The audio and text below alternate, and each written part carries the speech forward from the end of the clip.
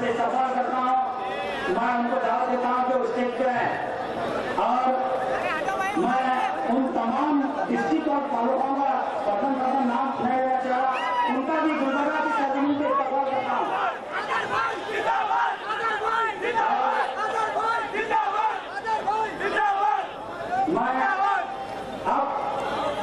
मैं नाच से प्रोग्राम का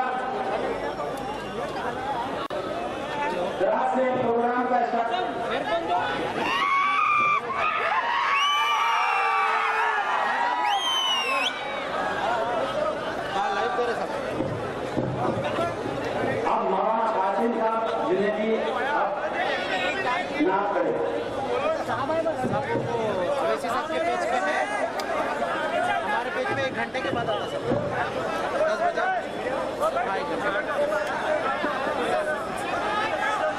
अच्छी बात है भेज दो अच्छी बात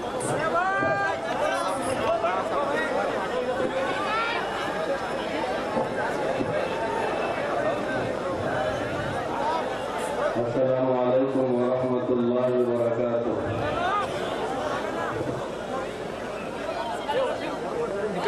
अऊज़ु बिल्लाहि मिनश शैतानिर रजीम।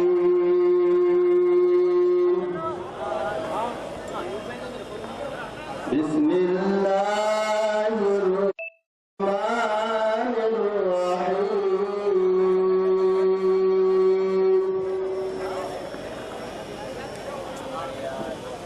लक़द जाअकुम रसूलुम मिन अनफुसिकुम अज़ीज़ुन अलैहि मा अनित्तुम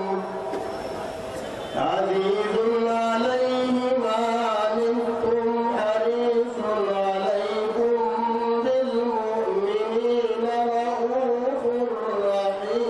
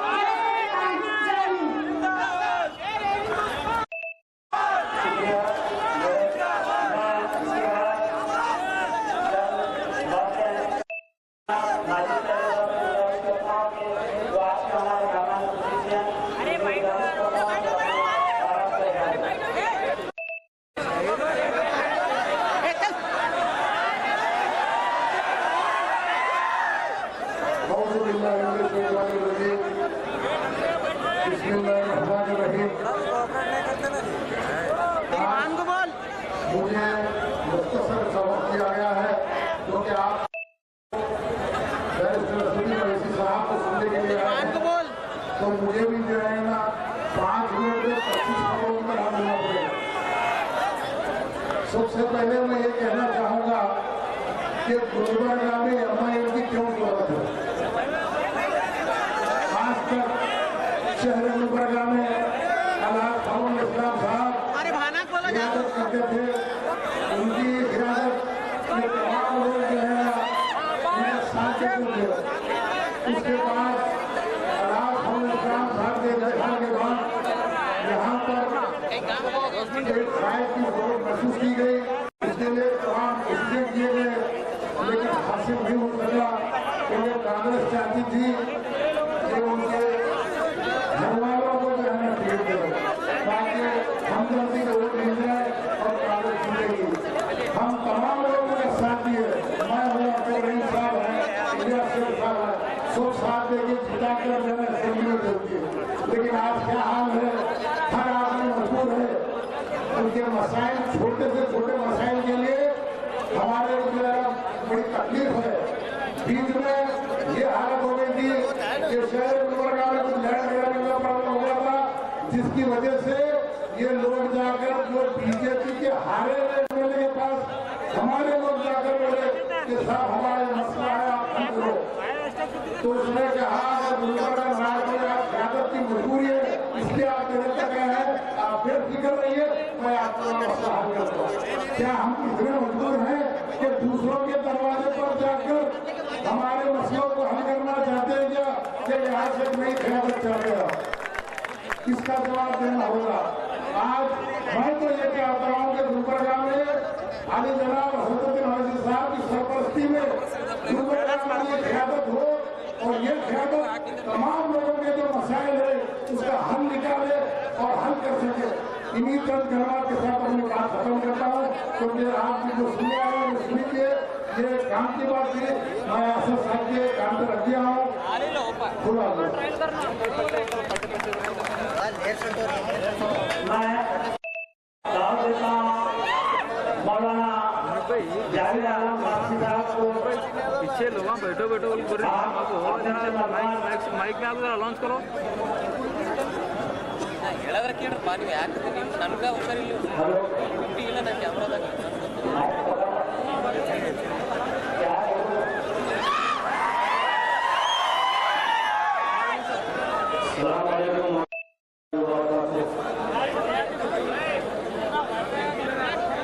आज के इस तारीखी इजलास में हमारे दरमियान तशरीफ फरमा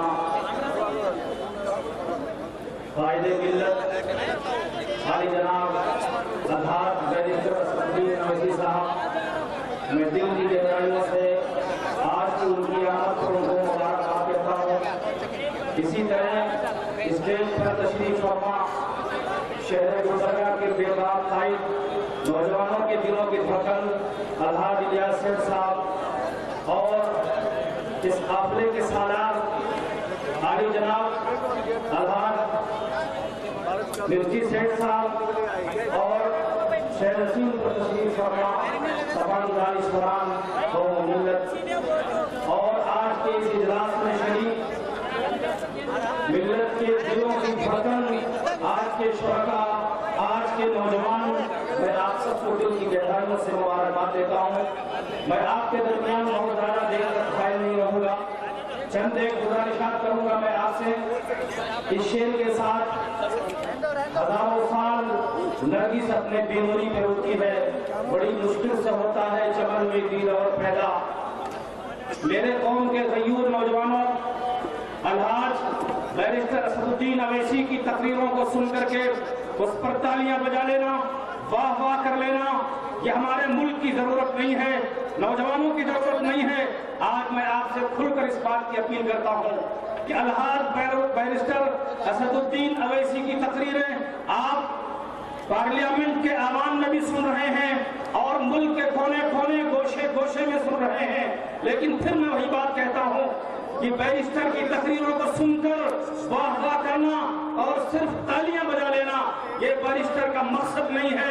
बैरिस्टर असदुद्दीन अवैसी का मकसद ये है कि हमारा मुल्क जो इंसाफ का भूखा है, हमारा मुल्क जो हुकूक का भूखा है, हमारे मुल्क के अंदर जहां गुंडागर्दी का राज है, हमारे मुल्क के अंदर जहां मजहबी तअस्सुब की हवाएं चल रही हैं और आज अक्सरियत जो है अकलियत का खून चूसने के दर पे है, जिस मुल्क के अंदर ना संविधान महफूज है, ना बहनों बेटियों की इज्जतें महफूज है, ना नौजवानों का मुस्तकबिल महफूज है, ऐसी सूरत हाल में मैं मुख्तसर ये कहना चाहता हूँ, ऐ नौजवानों, अगर मुल्क को बचाना चाहते हो, मुल्क के संविधान को बचाना चाहते हो, मुल्क के नौजवानों का मुस्तकबिल बचाना चाहते हो और मुल्क को वाकई सुपर पावर देखना चाहते हो और हमारा मुल्क हिंदुस्तान जालिम अंग्रेजों के आने से पहले सोने की चूड़ी कहा जाता था, अगर उस मुल्क को दोबारा सोने की चूड़ी देखना चाहते हो तो मैं आपसे अपील करता हूँ कि सिर्फ MIM के खाइब और बेबाक लीडर की सिर्फ तकरीरों पर वाह वाह करने की जरूरत नहीं है। अब वक्त आ गया है कि बैरिस्टर का मुकम्मल साथ दिया जाए, मुल्क के कोने कोने में साथ दिया जाए। सिर्फ तकरीरें सुनकर वाह वाह कह लेना ये सिर्फ काम नहीं आएगा। मैं हमारे माजिद भाई की बात की मुकम्मल तारीफ करता हूँ। आज जरूरत है कि बैरिस्टर असदुद्दीन अवैसी अपने सरपरस्ती के अंदर हमारे इस तारीखी शहर की इज्जत को बचाएं, लाज को बचाएं। 4 सालों के अंदर, 3 सालों के अंदर हमारे मुल्क, हमारे शहर की, इस तारीखी शहर की इज्जत पर भी आंच आ रही है, लेकिन हमारी फरियाद कोई सुनने वाला नहीं है, जिसकी गवाही गलियां भी दे रही हैं, सड़कें भी दे रही हैं और मुस्लिम कौम की और हमारे शहरियाने गुलबर्गा की कौम मिल्लत की बेबसी भी दे रही है छोटे से छोटे काम के लिए। आज कहते हैं कि मौलाना तुमने पहले जो बात कही थी वो सच था, लेकिन हमने साथ नहीं दिया। लेकिन कोई बात नहीं है, देर हो गई है, लेकिन दूरी अभी नहीं है। अभी मुल्क को बचाना चाहते हैं अगर हम, और संविधान को बचाना चाहते हैं और हमारे शहर की तारीखी इज्जत को बचाना चाहते हैं, तो नौजवानों मेरी एक अपील है कि बैरिस्टर का मुकम्मल साथ देने की जरूरत है। मुझे उम्मीद है कि हमारे शहर का मुस्तकबिल नौजवान है, वो नौजवान आगे आएगा और नौजवान आगे आकर के एक ऐसी जवान क़यादत को आगे बढ़ाएगा, वो जवान क़यादत हमारे मुल्क की इज्जत को भी बचाएगी, हमारे शहर के नौजवानों का मुस्तकबिल भी बचाएगी और हमारे शहर की तारीख को भी बचाएगी। इसलिए मैं बहुत ज्यादा देर तक आपके दरमियान हाय न रह करके आपसे कहना चाहता हूँ कि आप मुल्क की हालत देख रहे हैं, मुल्क की फसाई हुकूमत की गलत नजरियात की सारी चीजें आप देख रहे हैं, हमारे शहर की जो कैफियत है उस कैफियत को भी देख रहे हैं और हमारे शहर की जो सियासत लगड़ी लूरी हो चुकी है, अपाहिज हो चुकी है, उसी भी देख रहे हैं। अभी आपने सुना कि छोटी छोटी बातों के लिए दरवाजे खटखटाने पड़ रहे हैं। हमारी एक तारीख है, हमारे शहर की एक तारीख है, औलिया किराम से लेकर के अलहाज कमरुल इस्लाम से लेकर के आज तक की एक तारीख रही है, लेकिन उस तारीख पर एक दबीज चादर गिरती चली जा रही है और दबीज पर्दा बढ़ता चला जा रहा है। उस पर्दे को उठाना है, हमारे शहर की तारीख को बचाना है और नौजवानों के मुस्तकबिल को बचाना है। इसलिए मेरी आपसे अपील है कि आप आगे आए और एक जवान क़यादत की तारीफ करें। बैरिस्टर असदुद्दीन अवैसी की क़यादत के अंदर मैं आपसे उम्मीद करता हूँ, अल्लाह रब्बुल आलमीन से मैं उम्मीद करता हूँ इंशाअल्लाह ताला हमारा जो शहर के अंदर पॉलिटिकल डोमिनेशन था, मुस्लिम डोमिनेशन था, वो इंशाअल्लाह बाकी रहेगा। लेकिन आपको इस बात की जरूरत है कि आप एक अच्छी क़यादत, सच्ची क़यादत, बेबाक क़यादत और नौजवान क़यादत का इंतखाब करें। वाक़िअ दावाना अल्हम्दुलिल्लाहि रब्बिल आलमीन।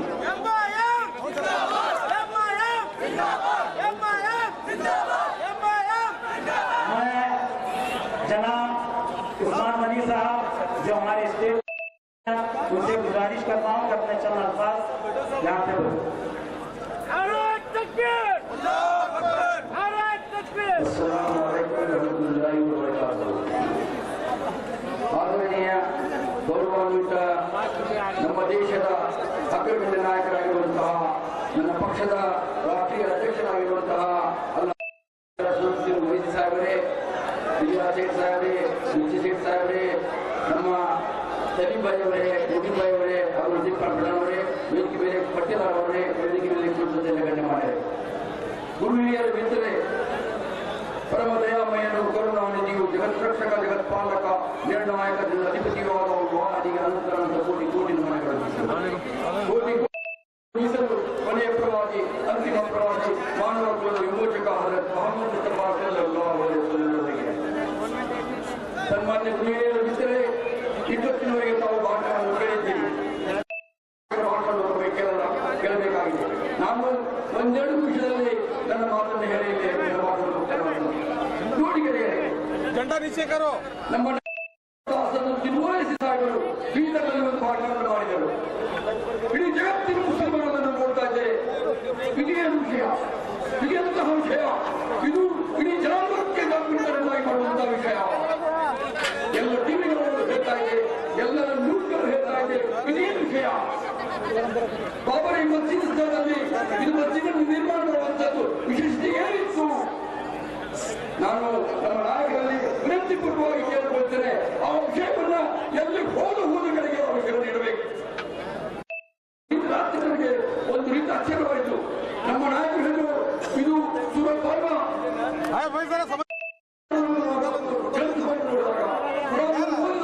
ನನಗೆ ಅನಿಸ್ತಾ ಇತ್ತು, ಒಬ್ಬ ಎಂತಹ ಜಾಲಿದೆ, ಎಂತಹ ಅಂಶಗಳಿದೆ. ನಮ್ಮ ದೇಶದ ಮುಸ್ಲಿಮರಿಗೆ 1400 ವರ್ಷಗಳ ಹಿಂದೆ ಹಜರತ್ ಮೊಹಮ್ಮದ್ ಮುಸ್ತಫಾ ಸಲ್ಲಲ್ಲಾಹು ಅಲೈಹಿ ವಸಲ್ಲಮರ ಕಾಲದಲ್ಲಿ ಹಜರತ್ ಮೊಹಮ್ಮದ್ ಮುಸ್ತಫಾ ಸಲ್ಲಲ್ಲಾಹು ಅಲೈಹಿ ವಸಲ್ಲಮರ ಮದೀನಾಕ್ಕೆ ಹೋಗ್ತಾ ಇದ್ದಾರೆ. ಮುನಾಫಿಕರು ಕರೆಯುತ್ತಾರೆ, ಬನ್ನಿ ಈ ಮಧ್ಯದಲ್ಲಿ ನೀವು ನಮಾಜನ್ನು ನಿರ್ವಹಿಸಿ. ತೈಬಾದಲ್ಲಿ ಸೂಕ್ತ 107ರಲ್ಲಿ ಹೇಳಲಾಗ್ತಾ ಇದೆ, ಬನ್ನಿ ನೀವು ನಮಾಜನ್ನು ನಿರ್ವಹಿಸಿ. ಹಜರತ್ ಮೊಹಮ್ಮದ್ ಮುಸ್ತಫಾ ಸಲ್ಲಲ್ಲಾಹು ಅಲೈಹಿ ವಸಲ್ಲಮರು ಹೇಳುತ್ತಾರೆ, ಇನ್ಶಾ ಅಲ್ಲಾಹ್ ನಾನು ಹೋಗಿ ಬಂದ ನಂತರ ನಾನು ನಮಾಜನ್ನು ನಿರ್ವಹಿಸ್ತೇನೆ ಅಂತ ಮಾತು ಹೇಳ್ತಾರೆ. ಆ ವಿಷಯವನ್ನ ದಿವ್ಯತ್ರಾದಲ್ಲಿ ಹೇಳಲಾಗ್ತಾ ಇದೆ, ಹೇ ಜನರೇ, ನೀವು ಮುನಾಫಿಕರೊಂದಿಗೆ ಕೂತ್ಕೊಳ್ಳಬೇಡ್ರಿ, ನೀವು ಮುನಾಫಿಕರೊಂದಿಗೆ ಕೇಳಬೇಡ್ರಿ. ಮಸ್ಜಿದ್ ಎನ್ನುವಂತಹ ವಿಷಯವನ್ನು ಇಡೀ ಮುಸ್ಲಿಮರ ವಿರುದ್ಧ, ಇಡೀ ಇಸ್ಲಾಂ ಧರ್ಮದ ವಿರುದ್ಧ ಇದನ್ನು ಮಾಡಲಾಗ್ತಾ ಇದೆ. ಈ ಮಸ್ಜಿದಲ್ಲಿ ನಾವು ಅದನ್ನು ಮಾಡಬೇಡ್ರಿ. ಅದೇ ಮಾತನ್ನ, ಅದೇ ಸೂಕ್ತವನ್ನ ನಮ್ಮ ನಾಯಕರ ವಿರುದ್ಧ बैठ अब्दुल मोई साहब ಹೇಳಿದ್ರು, यहाँ पे एक पैसा भी नहीं लगना है, यहाँ पे एक नमाज नहीं पढ़ना है. अगर नमाज पढ़ेगा तो हराम है, पैसा देंगे तो नाजायज है. ಇವತ್ತು ಇಡೀ ದೇಶದಲ್ಲಿ, ಇಡೀ ರಾಜ್ಯದಲ್ಲಿ, ಇಡೀ ಜಗತ್ತಿನ ಮುಸ್ಲಿಮರ ಈ ವಿಷಯವನ್ನ ಚರ್ಚೆ ಮಾಡ್ತಾ ಇದ್ದಾರೆ. ಕೇಳಿಗೆಳೆಯರೇ, ಈಗ ನಮ್ಮ ನಾಯಕರು ಹೇಳಿದ್ರು ಏನಂತ, ಭಾಷಣಗಳನ್ನು ಕೇಳುವುದು, ವಾಹನ ಎನ್ನುವುದು, ಚಪ್ಪಾಳೆ ಹೊಡೆಯುವುದು, ಜಿಂದಾಬಾದ್ ಹೇಳುವುದು ಅದು ಇರಲಿ. ಆದರೆ ಅದಕ್ಕಿಂತ ವಿಶೇಷವಾಗಿ ನಾನು ನಿಮ್ಮಲ್ಲಿ ಕೈ ಮುಟ್ಟಿ ಕೇಳುತ್ತೇನೆ. ಜಗತ್ತನ್ನು ಮೊಹಮ್ಮದ್ ತಗೀಬರು ಹೇಳುತ್ತಾರೆ, ಕೇಳಿಗೆಳೆಯರೇ, ನೀವು ಮನೆಯ ಬಿಟ್ಟು 3 ದಿನ ಹೋದರೆ ಅದರಲ್ಲಿ ಒಬ್ಬ ನಾಯಕರನ್ನು ಆಯ್ಕೆ ಮಾಡಿಕೊಳ್ಳಿ. ನಾನು ಕೇಳುತ್ತೇನೆ, ನಿಮ್ಮ ನಾಯಕ ಯಾರು? ನಾನು ಕೇಳುತ್ತೇನೆ, ನಿಮ್ಮ ನಾಯಕ ಯಾರು? ಹಮಾರ ನೇತಾ ಕೈಸಾ ಹೋ, ಹಮಾರ ನೇತಾ ಕೈಸಾ ಹೋ.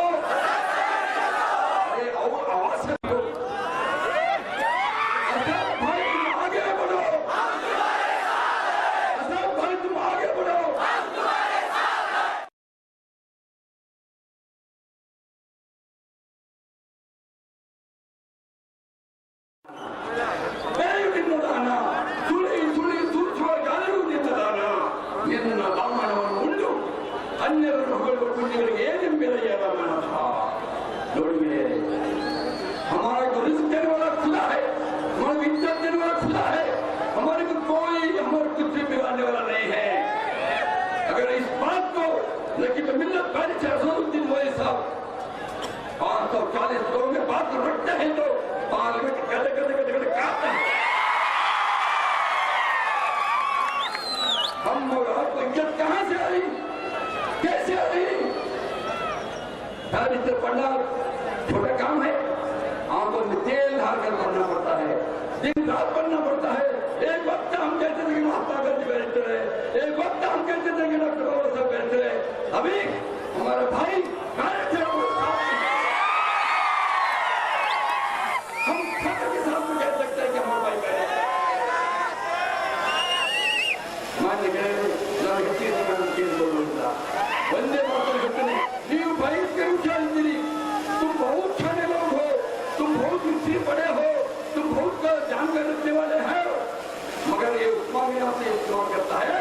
अगर कुछ भी हो पॉलिटिक्स का बात आएगा, लेकिन मिल्लत के बाद सुनना पड़ेगा. सुनेंगे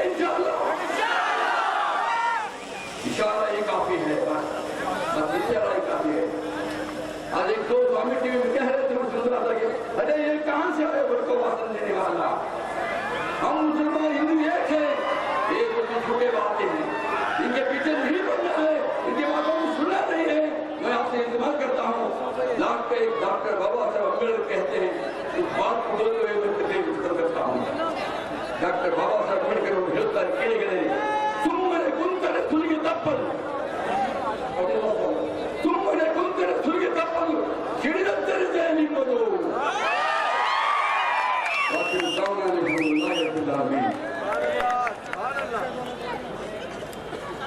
शुक्रिया उस्मान गनी साहब। आप मैं हमारे स्टेट के जनरल सेक्रेटरी लतीफ पठान साहब से गुजारिश करता हूँ अपना हालत का इजहार करें।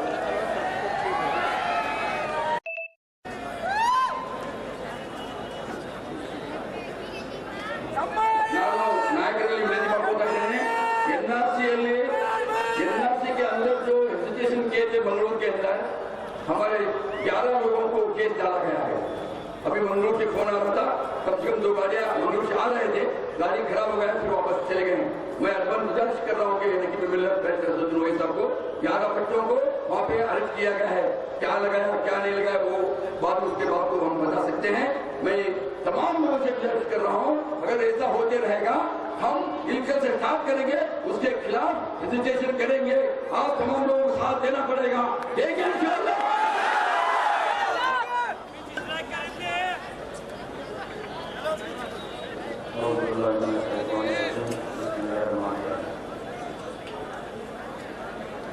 ಇವತ್ತಿನ ಗುಲ್ಬರ್ಗ ಶಹರದಲ್ಲಿ ಐತಿಹಾಸಿಕ ಊರಲ್ಲಿ ಎಐಎಂಐಎಂ ಪಕ್ಷದ ರಾಷ್ಟ್ರೀಯ ಅಧ್ಯಕ್ಷರಾದ ಹಾಗೂ ಗುಲ್ಬರ್ಗ ಶಹರದ ಯುವಕರ ಕಣ್ಮಣಿ ಇಲಾಖೆಯವರು ಹಾಗೂ ಗುಲ್ಬರ್ಗ ಎಐಎಂ ಪಕ್ಷದ डिस्ट्रिक्ट अध्यक्षराದ ಮುರ್ತಿ ಶೇಖ್ ಅವರೇ ಹಾಗೂ ನಮ್ಮ ರಾಜ್ಯದ ಅಧ್ಯಕ್ಷರಾದ ಉಸ್ಮಾನ್ ಗನಿ ಸಾಹೇಬ್ರೆ ಹಾಗೂ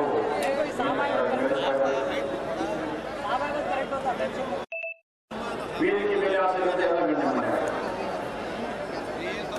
मैं आप में ज्यादा वक्त नहीं लूंगा क्योंकि आपने असदुद्दीन ओवैसी साहब को आपने सुनने के लिए आए हैं, बहुत बहुत दूर से आए हैं। हकीकत ये है कि आज गुलबर्गा शहर के हालत हमारे यहाँ के दानिशर ने बताया, वही बात हर जिले की हर स्टेट की है, जो हमने बहुत सी चीजों को पाकर फिर खोया है, उसके बाद में उस चीज की याद आती है। ये बात हकीकत है। जब तक हमको अपना कायद, बेशक वो शमरुल इस्लाम साहब हमारे कायद थे, भले वो पार्टी अलग अलग रहे, कांग्रेस तक रहे, लेकिन मैं आप सब लोगों को यही कहना चाहता हूँ इस मंच के माध्यम से, जब तक हमारी खुद की सियासी पार्टी के अंदर हम सब लोग नहीं जुड़ते, जब तक यही एहसास हर डिस्ट्रिक्ट में हर स्टेट में होता रहेगा, यही ख्याल लेकर तो हमारे नेशनल प्रेसिडेंट असदुद्दीन ओवैसी साहब ने बिहार, यूपी, वेस्ट बंगाल, कर्नाटक, महाराष्ट्र, गुजरात, यही सोच लेकर तक हर स्टेट में जाने का जो मंसूबा बनाया है। तो मैं ज्यादा वक्त ना लेते हुए नौजवानों को यही कहूंगा कि आप किसी की पार्टी के डिवाइड एंड रूल, अगर हम आएंगे तो वोट कट जाएंगे, हमको बहुत सालों से पुराना पार्टी साथ देती आई है, ये सब बातों को छोड़ दो। खास करके पूरे पढ़े लिखे नौजवान हैं, पार्टी से जुड़ो, पार्टी के काम को समझो। वक्त के हालात की मजबूरी थी हमारी, लेकिन आज मजबूरी नहीं है, जरूरी है। हम सब लोग एक होकर काम करना है और इंशाअल्लाह वो दिन दूर नहीं है, इस दोबारा भारत के अंदर एमआईएम के जरिए हुकूमत हमारी होगी इंशाअल्लाह। जब हुकूमत होगी हम सब लोग सिपाही बन के काम करेंगे तो ही हुकूमत होगी इंशाअल्लाह। मैं बस इतना बात अपनी खत्म करते हुए मेरे अल्फाज खत्म करता हूँ। अस्सलाम वालेकुम।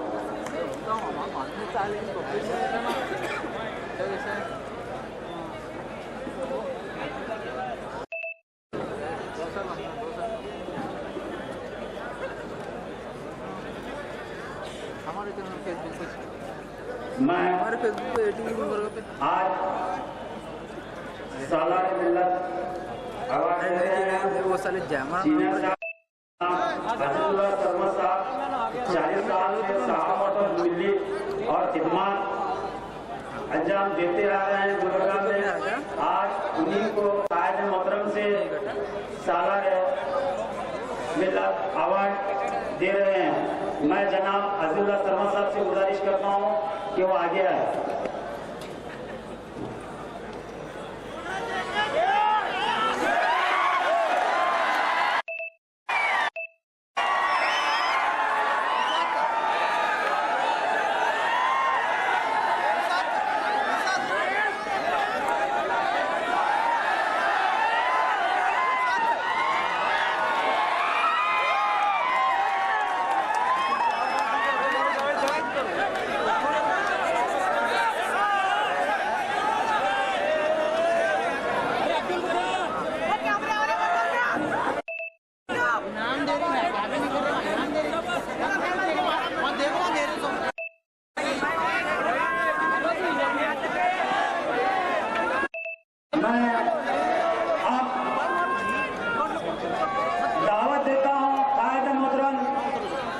जनाब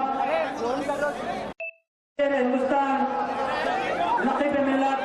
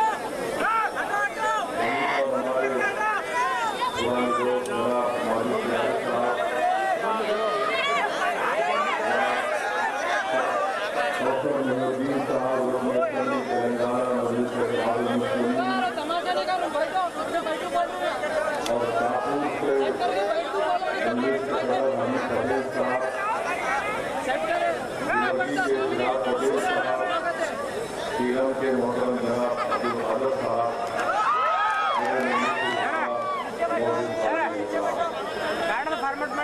अज़ीज़ानी मिल्लत, मैं आप तमाम का शुक्रिया अदा करता हूँ कि आपने अपना कीमती वक्त निकाल कर आज मजलिस इत्तेहाद मुस्लिमीन के कन्वेंशन में शिरकत की। हमारी तो ये कोशिश थी और नीयत भी ये थी कि खुले मुकाम पर एक दरमियान हो सके, मगर कोविड के रेस्ट्रिक्शन की वजह से हमको ये जज्बा अब्दुल रहीम साहब को और उनके तमाम टीम को इस शादी खाने में करना पड़ा। मेरे अजीज दोस्तों और बुजुर्गों, मैं शुरुआत में ही एक बात का जिक्र करना बेहद जरूरी समझता हूँ। खासतौर से आज 30 जनवरी है जनवरी को भी हमारे मुल्क में एक बहुत बड़ी तारीखी हैसियत इसको हासिल है। मेरे अजीज दोस्तों और बुजुर्गों, मेरे इज्जतदार माँ बहनों, और खास तौर से मैं अपने नौजवानों के लिए उनको बताने के लिए पैगाम देने के लिए बात कर रहा हूँ। 30 जनवरी को शाम 5:17 पर 1948 में महात्मा गांधी का कत्ल किया गया और आजाद हिंदुस्तान का अगर कोई सबसे पहला टेररिस्ट था तो उसका नाम नाथूराम गोडसे था। और इसी नाथूराम गोडसे ने नारायण आप्टे के साथ और मुख्तलिफ अपने साथियों के साथ मिलकर, जिसमें कॉन्स्पिरेसी करने में सावरकर भी शामिल थे, इन सब ने साजिश करके महात्मा गांधी का कत्ल किया। और गोडसे ने बिरला हाउस दिल्ली में जब हर शाम महात्मा गांधी मुख्तलिफ मज़ाहिब के लोगों को बिठाकर उनकी मुख्तलिफ मज़ाहिब की किताबों से या उनसे दुआ करवाते थे या उनसे उन किताबों से उनको पढ़वाते थे, तो उस दिन और उससे पहले एक तनाव का माहौल था कि शाम के वक्त में जब कभी भी महात्मा गांधी, जिसको अंग्रेजी में कहते प्रेयर मीटिंग करते, और जब कुरान की तिलावत करने के लिए कोई मुसलमान पढ़ता तो बहुत से लोग उसकी मुखालिफत करते थे, मगर महात्मा गांधी उन मुखालिफत की परवाह नहीं करते थे और कहते थे कि पढ़ो, कुरान भी पढ़ो, दीगर मज़ाहिब की किताबों को भी पढ़ो। तो उस दिन नाथूराम गोडसे ने नारायण आप्टे के साथ मजमे से चीरकर गांधी के सामने आया और गांधी के पैर पड़ा और फौरन अपने पास से पिस्टल निकालकर महात्मा गांधी के ऊपर 3 गोलियां बरसा दी और उसी दिन महात्मा गांधी का कत्ल हो गया। मैं नौजवानों के बात इसलिए बताना चाह रहा हूं कि नाथूराम गोडसे ने गांधी को क्यों मारा, गोडसे की सोच और गोडसे की आइडियोलॉजी क्या थी और गोडसे के पीछे कौन लोग थे। मैं सावरकर का नाम इसलिए लिया हूं क्योंकि सुप्रीम कोर्ट के रिटायर्ड चीफ जस्टिस थे कपूर, जस्टिस कपूर कमीशन की रिपोर्ट में ये बात को कहा गया कि सावरकर महात्मा गांधी के कत्ल में कॉन्स्पिरेटर थे और महात्मा गांधी के कत्ल से पहले सावरकर के घर को जाकर गोडसे और आप्टे ने सावरकर से मुलाकात की और सावरकर ने नीचे आकर उनको छोड़कर कहा कि तुम जिस मकसद के लिए तुमको उसमें कामयाबी मिलेगी। कपूर कमीशन की रिपोर्ट में बात कही गई और गोडसे ने गांधी को क्यों मारा, क्योंकि गोडसे ये कहता था कि गांधी मुसलमानों की हिमायत करते हैं।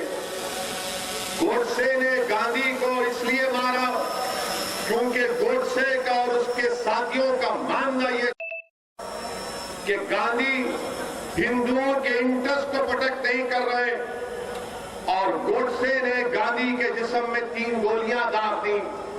नौजवानों याद रखो इस बात को कि गोडसे ने गांधी को कत्ल करने से पहले अपनी खतना भी कराई थी और नहीं ये सुनिए, ये इसलिए किया था कि गोडसे को यकीन था कि जब मजमे में मैं महात्मा गांधी पर गोलियां बरसाऊंगा और लोग मुझे टूट पड़ेंगे और मुझे मारेंगे और जब मेरे जिस्म के कपड़े उतार कर देखा जाएगा तो हिंदुओं को यकीन हो जाएगा कि देखो एक मुसलमान ने गांधी का कत्ल कर दिया।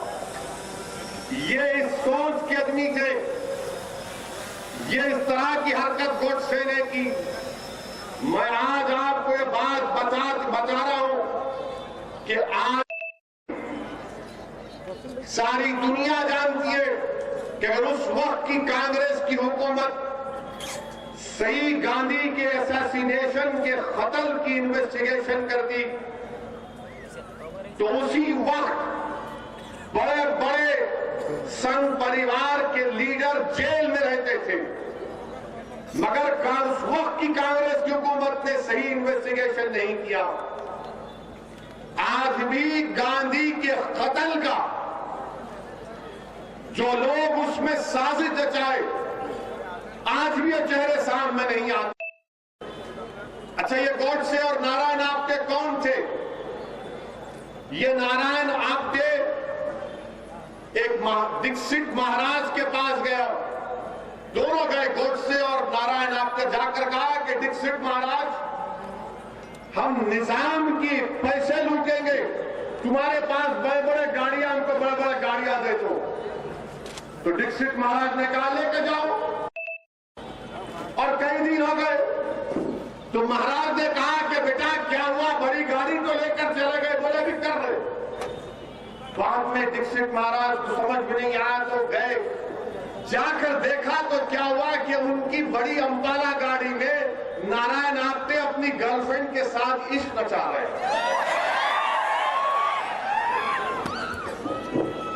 भाई अजय भागव वाचन होगा ये हिस्टोरिकल फैक्ट है, हिस्टोरिकल फैक्ट है। मैं बिल्कुल सच्चाई से कह रहा हूं। महाराज बोले ये क्या है, तुम तो गाड़ी लेकर गए थे निजाम के पैसे लूटने के लिए और तुम यहां पर अपनी गर्लफ्रेंड के साथ धमकी धमकी हनीमून क्या कर रहे हो? ये पहली मिसाल। दूसरा, उन्होंने जाकर पैसे लिए कि हमको स्टेन गन चाहिए क्योंकि पार्टीशन में जुल्म हो रहा है, हम स्टेन गन से हिफाजत करेंगे। अक्सरियती तबकों की स्टेन गन ले लिए, उसको कॉक करना नहीं आया, इस्तेमाल करना नहीं आया। ये इनका बैकग्राउंड। और गोडसे का और एक बैकग्राउंड सुनो आप। गोडसे इस भारत देश का, आजाद भारत का सबसे पहला टेररिस्ट, और गोडसे जब पैदा हुए तो उनके मां बाप ने उनके नाक में नाक की बाली डाली और कई साल तक उनको बच्चियों के कपड़े पहनाए, क्योंकि उनसे पहले कई बच्चे होते थे, इंतकाल हो जाता। तो मां बाप ने समझा कि नाथूराम को, इनका नाम नाथूराम नहीं था, वो नथ डालने से नाथूराम हो गए। तो कई साल तक उनके मां बाप ने उनको बच्चों के कपड़े पहनाए, उसके बाद उनको भाई पैदा हुआ। तो गोडसे को तकलीफ थी कि मुझे अपनी मर्दानगी दिखाना है, मैं मर्द हूं, मैं मर्द हूं। उसको एक जहन में पैदा हो गई थी बात की, नफ्सियात का शिकार हो गया। इसलिए गोडसे ने अपनी मर्दानगी को दिखाने के लिए जहर आलूदा माने हेटफुल आइडियोलॉजी को अपनाया और गांधी के सीने में 3 गोलियां दाग। बताइए आपके 28 जनवरी तक गोडसे और नारायण आप्टे के पास पिस्टल नहीं था, बंदूक नहीं थी। अगर मैं गलत ना कहूं तो 9mm बेरेटा पिस्टल था। वो ग्वालियर का एक शख्स इन लोगों को पिस्टल दिया और कोर्ट में जो पिस्टल, जो हथियार गोडसे के हाथ में दिया वो छूट गया। जिसने गोडसे को वेपन दिया, गांधी को मारने का हुक्म किया। आप बताइए फिर ये क्या हो रहा है? गोडसे ने और नारायण आप्टे को सजा हुई, उनको फांसी हुई। मगर आज भी आपसे कह रहा हूं कि जिन लोगों ने गोडसे को हथियार दिया, एक मर्तबा नहीं 5 मरतबा बापू पर जान लेने का हमला इन सब ने मिलकर किया। 1 मरतबा नहीं, 5 मरतबा, और 5वीं मरतबा इनको कामयाबी मिली।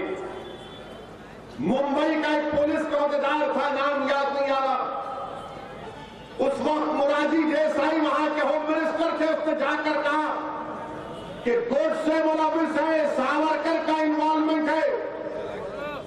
तो मोरारजी भाई ने कहा क्या कह लो, ये पूरी आग लग जाएगी, खामोश हो जाओ। कपूर कमीशन में पूरा खुलकर आ गया कि कौन कौन से लोग थे।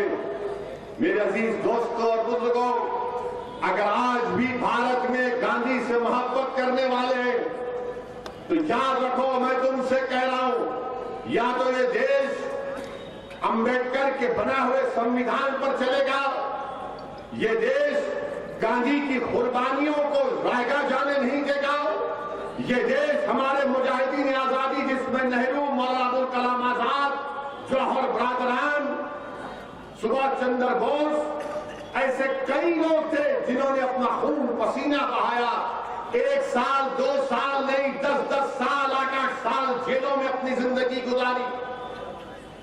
इन लोगों की कुर्बानी को अगर आप रायगा देना चाहते हैं और इस मुल्क को गोडसे के रास्ते पर लेकर जाना चाहते हैं तो यकीनन ये हम तमाम के लिए शर्मिंदगी की बात होगी कि गोडसे नफरत का पैगाम देता था।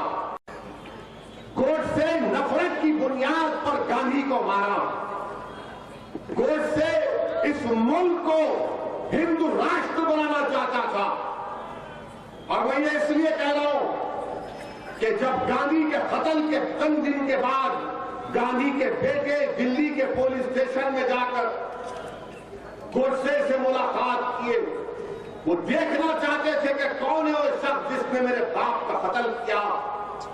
वो समझ रहे थे कि कोई दिखने में बड़ा डरावनी चेहरा होगा, हैवान होगा, मगर जब जाकर देखा तो कहा किसने मारा मेरे पिता को, तो कहा ये खुद आवाज आई कि मैंने तुम्हारे बाप को गोली मारी, मेरा नाम नाथूराम गोडसे है। क्यों मारी, गांधी के बेटे ने पूछा। तो क्या जवाब दिया गोडसे ने, कोई वजह नहीं, सिर्फ पॉलिटिकल वजह। अब समझ में आई तुमको बात कि पॉलिटिकल। ये गोडसे के जितने मौजूदा चेले हैं जो इक़्तिदार की कुर्सियों पर बैठकर भारत में हिंदू और मुसलमानों की नफरत पैदा कर रहे, ये गांधी के मानने वाले नहीं, ये अंबेडकर के संविधान के मानने वाले नहीं, ये नेताजी सुभाष चंद्र बोस की कुर्बानियों को मानने वाले नहीं, ये जौहर बरादरान और मौलाना अबुल कलाम आजाद की कुर्बानियों को मानने वाले नहीं, ये गोडसे के जानशीन है। और ये तमाम गोडसे के जानशीनों ने ही, ये तमाम गोडसे के जानशीनों ने ही दिल्ली की सड़कों पर सिखों का कत्लेआम किया। ये तमाम गोडसे के जानशीनों ने ही भारत की सरजमीन में हिंदू और मुसलमानों में फसाद करवाया। ये तमाम गोडसे के जानशीन है जिन्होंने 6 दिसंबर को बाबरी मस्जिद शहीद की। ये तमाम गोडसे के जानशीन है जिन्होंने आसाम में दिल्ली का मैसेकर किया। ये तमाम गोडसे के जानशीन है जिन्होंने मुरादाबाद में फसाद किया। हर जगह पर अगर देखा जाए तो गोडसे के चाहने वाले।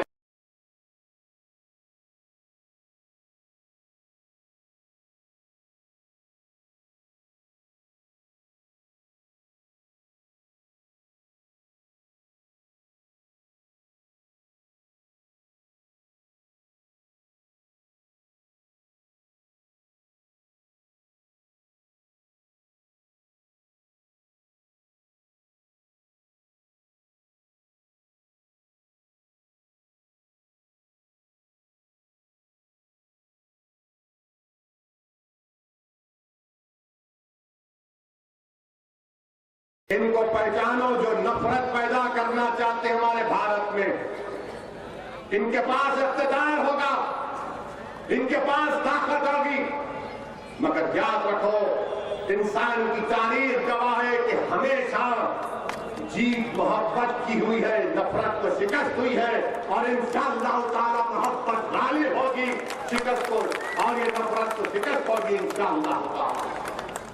इसीलिए मेरे अजीज दोस्तों और बुजुर्गों, ये बात आपके सामने अर्ज करना बेहद जरूरी था। और ये संघ परिवार के लोग बोलते हैं नहीं गोडसे हमारे पास नहीं था, शासिया आसमान से टपका है। गोडसे का भाई का फ्रंट लाइन मैगजीन का इंटरव्यू है संघ परिवार के लोगों। उनके भाई का नाम शायद गोपाल गोडसे था, जिन्होंने फ्रंट लाइन के इंटरव्यू में कहा कि अडवाणी झूठ बोलता है। हमारा भाई नाथूराम गोडसे संघ परिवार का इंटेलेक्चुअल वर्कर था, हम बचपने से आरएसएस से वाबस्ता थे। और आप कहते नहीं, अरे कितना नहीं बोलेंगे, हर चीज तुम्हारी सामने है। और तुम ये समझ रहे हो कि बिल्ली अगर आंख बंद करके दूध पीती है तो दुनिया नहीं देखती, दुनिया जानती है आप कहां से आ रहे हैं। मेरे अजीज दोस्तों और बुजुर्गों, एक और वाकया सुनो।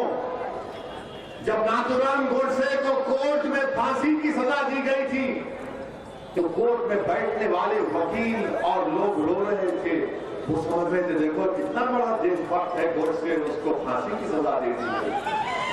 क्या तुम नहीं देखते नजारे हो? क्या तुम नहीं देखते नजारे हो कि जो लोगों का कत्ल करते हैं? रकबर खान को राजस्थान में एक शख्स ने जिंदा जला दिया, वीडियो निकाला, फिर कुराड़ी से उसको मारा, वीडियो आज भी है। जब उस शख्स को राजस्थान की अदालत में लाया गया तो उसको जुलूस की शक्ल में लाया गया, जैसा लाया गया कि इनके बहन का शौहर था और अपने पहले मर्तबा अपने ससुराल को आ रहा है। और कोर्ट की बिल्डिंग पर खड़े होकर एक भगवा झंडा लहरा दिया गया, एक भगवा झंडा लहरा दिया गया। क्या तुम नहीं देखते? क्या तुमने नहीं देखा, हमारी आंखों ने नहीं देखा कि जब झारखंड में एक शख्स को 20 रोड पर मारा गया पकड़कर, सिर्फ इस झूठे इल्जाम पर कि उसके पास होश निकला। अदालत ने उन मुल्जिमीन को कातिल करार दिया, हाईकोर्ट से बेल हुई तो एक मरकजी वजीर उन कातिलों का खैर मुकद्दम करते फूल का हार पहनाकर।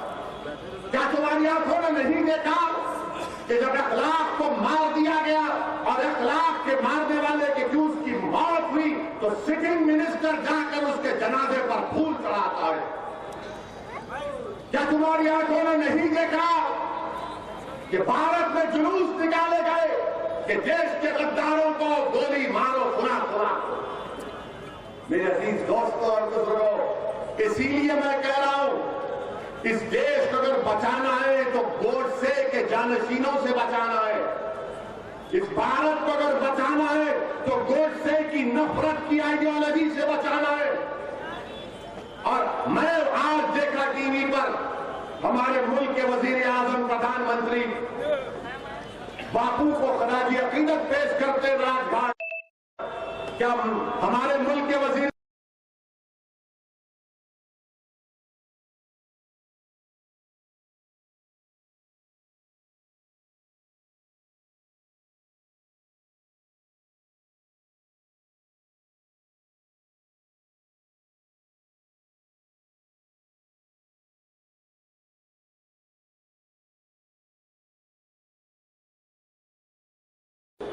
मगर ये काम आज बीजेपी और संघ परिवार आपके सामने देख लो। आप मेरे अजीज दोस्तों और बुजुर्गों, ये बात आपको समझना बेहद जरूरी है, क्योंकि अगर हमको इस मुल्क को बचाना है तो नफरत की आग को बुझाना पड़ेगा। ये नफरत की आग इस मुल्क को कमजोर करके रख देगी। और लोग कहते हैं, मुझसे मीडिया के लोगों ने सवाल किया कि 26 जनवरी के दिन जो कुछ लाल किले में हुआ वो शेमफुल डे था।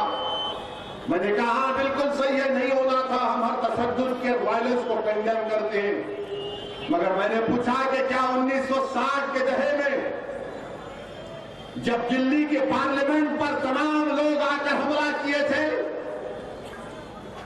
कि गाय कसी के खिलाफ कानून बनाओ, हिंदी को जबान बनाओ, तो क्या वो शेमफुल डे नहीं था? तो उस मीडिया के जिम्मेदार ने कहा आपको याद है? बोला बहुत याद है, हमको बाबा आदम से लेकर अब तक पूरी तारीख याद है। मैंने कहा इस दिल्ली की सड़कों पर सिखों को उनके जिंदा सिखों के गलों में जलते हुए ढेर डाले गए।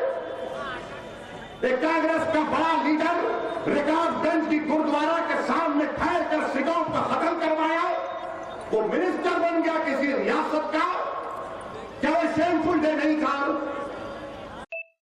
बाबरी मस्जिद को शहीद करना शेमफुल डे नहीं था, जिसको सुप्रीम कोर्ट ने कह दिया शेमफुल डे था। जहां आपको सूट करेगा शेमफुल, और जहां आपको नहीं सूट करेगा बोलेंगे ये हमारा पूरा दिवस है। मेरे अजीज दोस्तों और बुजुर्गों, ये हमारे मुल्क की मौजूदा राजनीति है। ये जलसा मजलिस इत्तेहाद उल मुस्लिमीन के का एक कन्वेंशन के तौर पर जनाब अब्दुल रहीम साहब की जेर क़यादत ये जलसा रखा गया। मैं गुलबर्गे को इसलिए आया हूं कि आप तमाम से अपील करने के लिए कि आप मजलिस इत्तेहाद उल मुस्लिमीन को मजबूत करिए। मैं आपके पास इसलिए आया हूं कि आपके सफों से किसी को यहां पर आप ही अपना एक कायद बनाइए, अपना लीडर बनाइए, जो कर्नाटका की असेंबली में जाकर बेबाक तरीके से आपके मसाइल की तर्जुमानी कर सके। मैं यहां पर इसलिए नहीं आया हूं कि अपने आप को लीडर बनाने के लिए, मैं यहां पर इसलिए आया हूं कि जो पॉलिटिकल वैक्यूम पैदा हो गया मरहूम फखरुल इस्लाम साहब के इंतकाल की वजह से, उस पॉलिटिकल वैक्यूम को आपको फिल करना है, उस कमी को आपको पूरा करना है, मुझे नहीं आपको करना है। मैं बस इसलिए आया हूं कि आपको याद दिलाने के लिए ये वैक्यूम है, इस वैक्यूम को पूरा करो। इस पॉलिटिकल वैक्यूम को आपको पूरा करना है।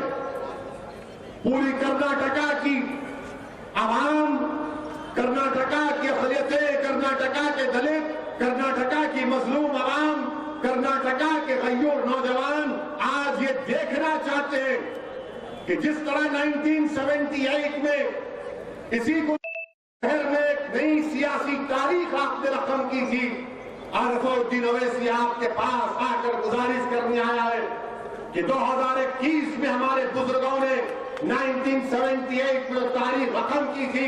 नौजवानों, तुमको आज वो तारीख गुलबर्गा में दोहराना है और इन मैं तुम्हारा साथ ठहराऊंगा और हम उस तारीख को दोहराएंगे गुलबर्गे में।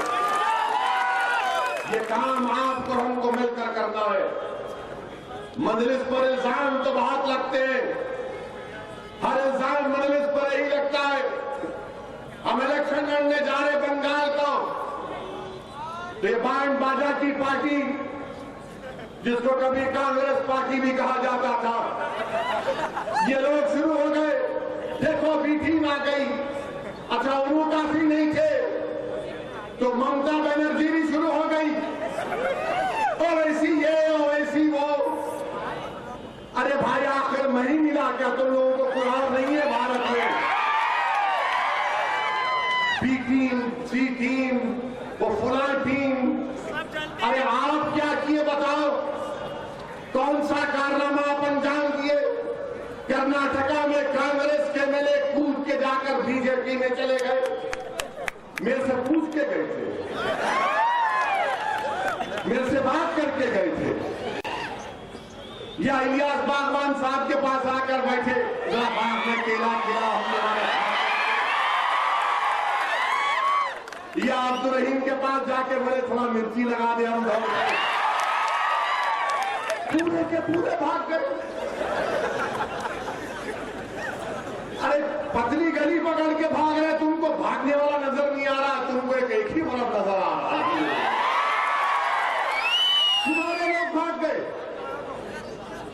के रिजाइन करके जीत भी गए, मिनिस्टर भी बन गए, और आपको कोई नजर नहीं आ रहा। अरे हिम्मत है तो बोलो ना उनको नहीं बोलते पैसा लिया बीजेपी से, न ममता बोलती न कांग्रेस बोलती। जहां बात आती मुसलमान की तो पैसे की बात आ जाती।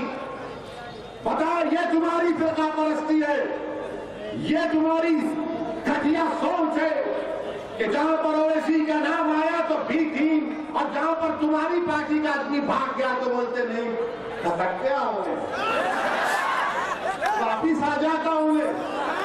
फिर मीडिया वाले पूछते ओवैसी, अरे नहीं उन्हें तो पूरा उनका ही है, मैं किसी का नहीं हूं ना कभी किसी का रहूंगा। इंशाअल्लाह ताला मैं तुम्हारा था और तुम्हारा ही रहूंगा। असदुद्दीन ओवैसी तारुफ यह है, सुनो, मैं किसी तारीफ का मोहताज नहीं हूं, मैं पाक रसूल मोहम्मद सल्लल्लाहु अलैहि वसल्लम के डर का कुत्ता हूं, ये मेरी तारीफ और तारुफ है। मुझे किसी की तारीफ या हिमायत या वाहवाह की जरूरत नहीं है। मैंने हमेशा कहा, आज भी कह रहा हूं कि अल्लाह सुब्हानहू व तआला ने अपने हबीबे पाक सल्लल्लाहु अलैहि वसल्लम के सदक़े और दुफैल में मुझे इतनी इज्जत दी कि मैं कभी सोच भी नहीं सकता था कि मैं उस मुकाम पर पहुंचूं। मेरे अजीज दोस्त और बुजुर्गों,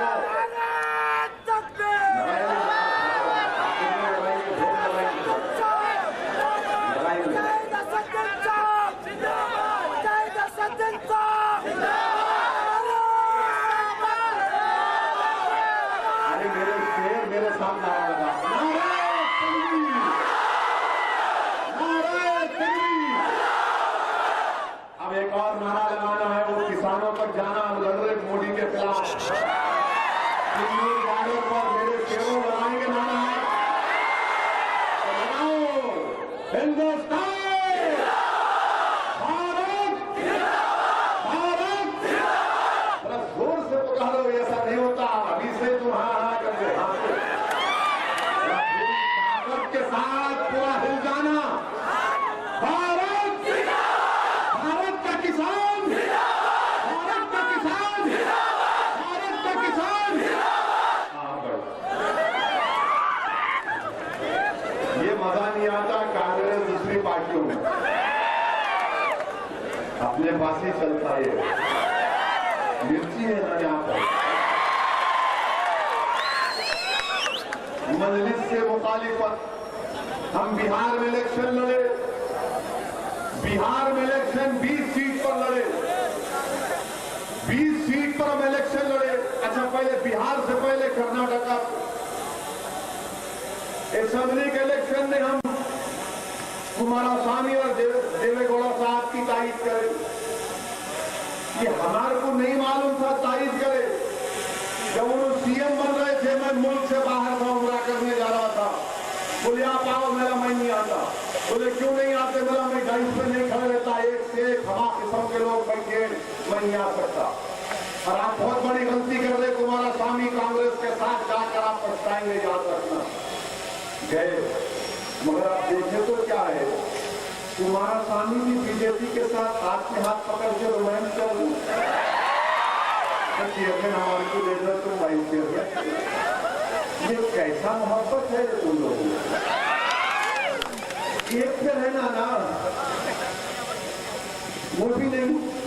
अब चेयरमैन का इलेक्शन है, हमारे को चेयरमैन दे दो, हमारे को वो दे दो। अरे गारत का गला बढ़ता नहीं तुम लोगों का, जो भी हमारे को लाओ, जो भी है खींच लो। मेरे अजीज दोस्तों और बुजुर्गों, बिहार में 20 सीट पर हम लड़े, 5 पे अल्हम्दुलिल्लाह अल्लाह ने कामयाबी दी। अब बचे जो 15 सीट है, 9 सीट पर आरजेडी, कांग्रेस, सीपीआई, सीपीएम, सीपीएमएलए बनके महागठबंधन बना है। 9 पे वो जीत गए हमारे खिलाफ, 6 पे नीतीश कुमार और बीजेपी जीती। अच्छा, वो 9 जो जीते, जहां पर हमारे 9 कैंडिडेट थे, उनकी मेजॉरिटी हमारे को वोट मिले, उससे बढ़ के मिले। जो 6 एनडीए जीती, पानी पिला रहे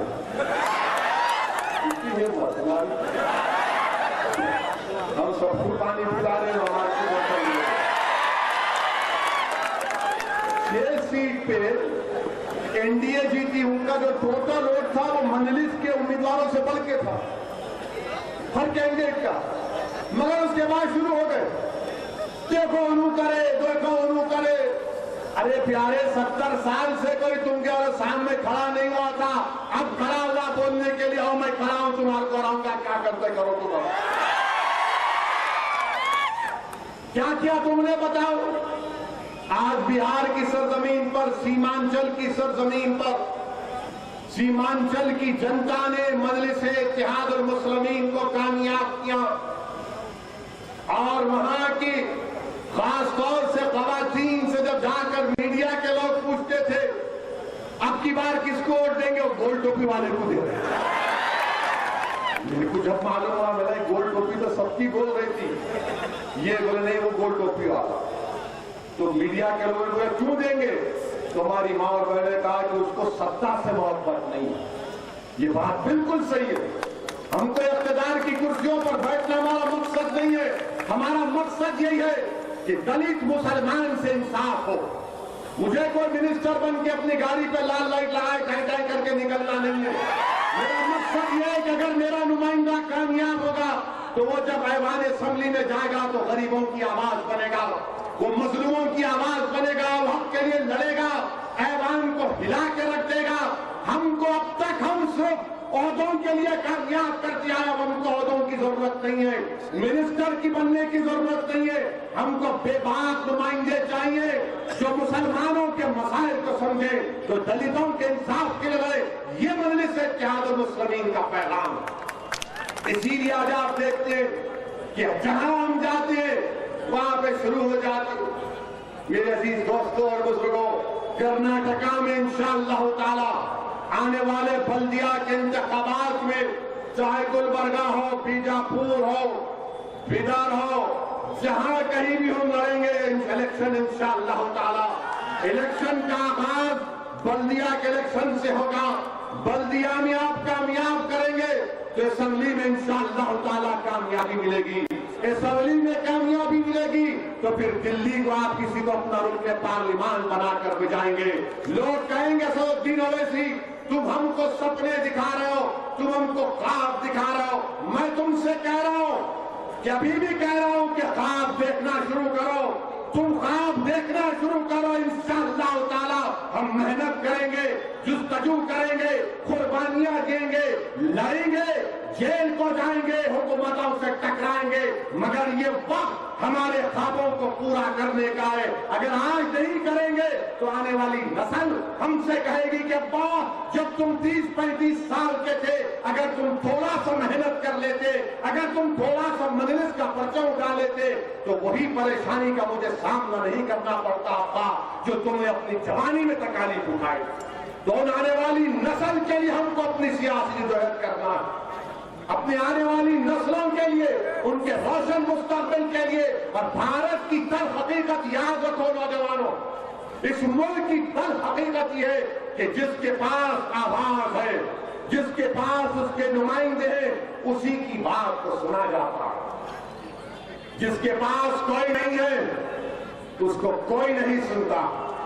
इसीलिए मेरे अजीज दोस्तों और बुजुर्गों, मुत्तहिदा तौर पर अपने एक अकाउंट का इस्तेमाल करिए। कांग्रेस पार्टी अब में दमखम नहीं है। मैं बार बार कह रहा हूं, इनसे नहीं हो पाएगा, इनसे नहीं हो पाएगा। इनको बड़ी तकलीफ जरूर होगी कि ये गुलबर्गा में आकर, कर्नाटका में आकर, मुल्क में जाकर हमारे बारे में ऐसी बात कर रहा है। अरे हकीकत यही है। अगर आज मुल्क में यूएपीए का कानून में मासूम लोग जेलों में सड़ रहे, 80 साल के बूढ़े को ऐनक नहीं दी जाती, पीने के लिए स्ट्रॉ नहीं दिया जाता, तो फिर इसका जिम्मेदार यही कांग्रेस पार्टी है। यही कांग्रेस पार्टी है। इन्होंने यूएपीए बनाया था। फिर जब 2008 में चिदम्बरम थे मिनिस्टर, होम मिनिस्टर, मैं यूपीए में था, मैंने मुखालिफत की, आपने यूएपीए को और मजबूत किया। फिर अमित शाह ने कानून लाया 2019 में, यही कांग्रेस ने लोकसभा राज्यसभा में उस कानून की तारीफ की। आज आकर आप हमसे पूछते हैं कि बताओ ये क्या हो रहा है, तुम क्यों लड़ रहे हो? याद रखो, मैं जब तक अल्लाह मुझे जिंदा रखेगा इंशाअल्लाह ताला मैं लड़ता रहूंगा। और एक बात याद रखो आप कि कभी हारने से डरना नहीं, कभी हारने से नहीं डरना। आज हारे कल जीतेंगे इंशाअल्लाह। जिस दिन तुम ये हार का खौफ अपने दिलों से निकाल दोगे, हार का खौफ अपने दिलों से निकालो, जीत की उम्मीद रखो,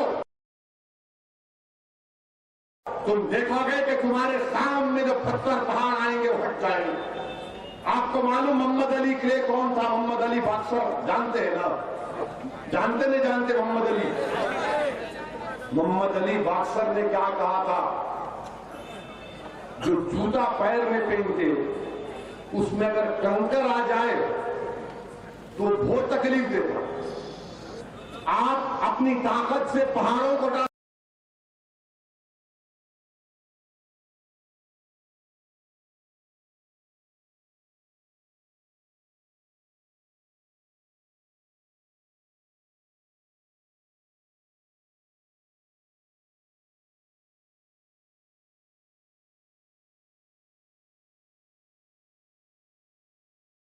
दोगे, तुम्हारे सामने के पहाड़ चूर हो जाएंगे, तुम्हारे रास्ते खुल जाएंगे, तुमको तुम्हारी मंजिल नजर आएगी।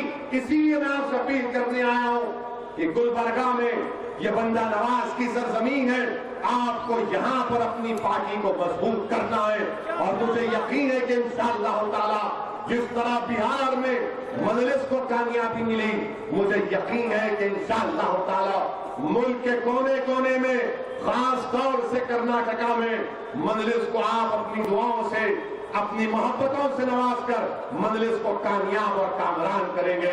मेरे अजीज दोस्तों और बुजुर्गों, यहां पर बीजेपी की हुकूमत एक नया कानून पास कर दिए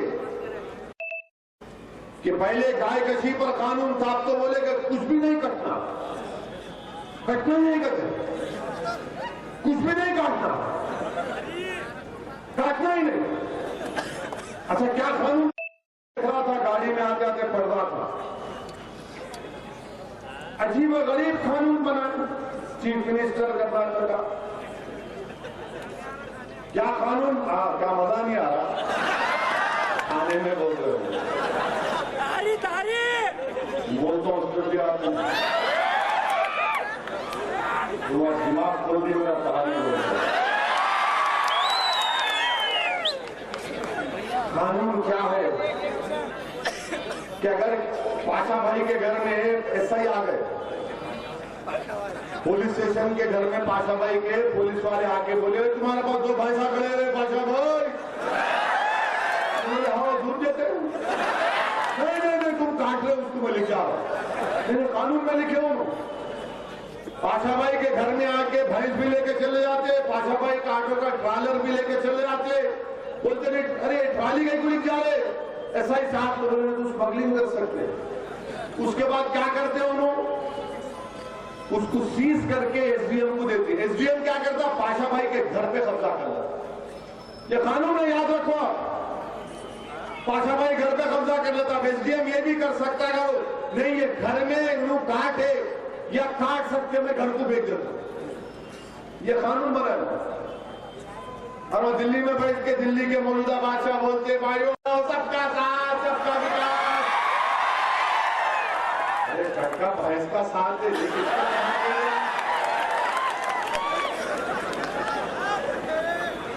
सबका साथ, सबका विश्वास, सबका सबका सबका सबका कहाँ पाशा भाई की भैंस को लेकर जाएंगे, पाशा भाई की ट्राली को लेकर जाएंगे, पाशा भाई के घर को लेकर जाएंगे और बेच भी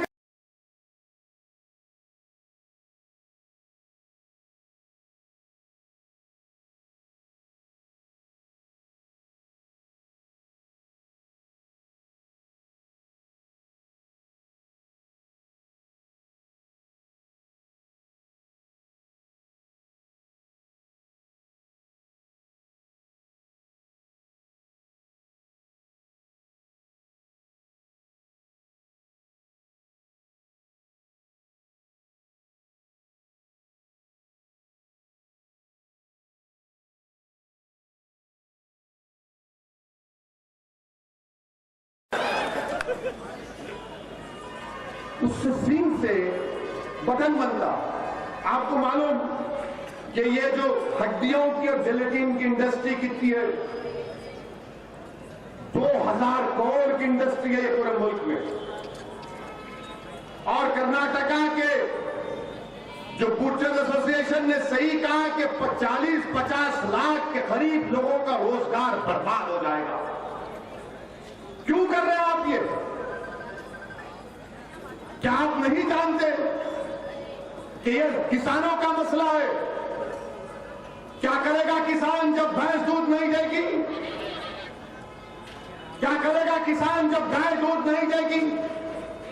आप खरीदो ना लोगों से, खरीदो उन लोगों से जब गाय और भैंस दूध नहीं दी, खरीदो आप। अब आप देखेंगे कि पूरे छोड़ देंगे गाय और भैंस को, किसानों के फसलों को जाकर खा लेंगे।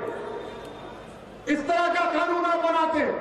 मालूम ये हुआ कि ये बर्बाद करना चाहते हैं। अच्छा, गवर्नमेंट ऑफ इंडिया खुद कह रही है कि जो कैटल ओनर है, ये 2017 और 19 का डेटा है, कैटल ओनर 35% हो गए, 37% से 37 से 35% हो गए। और आप कानून पे कानून बना रहे। और फिर आप, अच्छा अब आप ये बैन कर दिए, ये पूरे बैन करें ना। क्रिकेट का बॉल किससे बनता? लाल गोला। कैसा डाला अपना सिराज?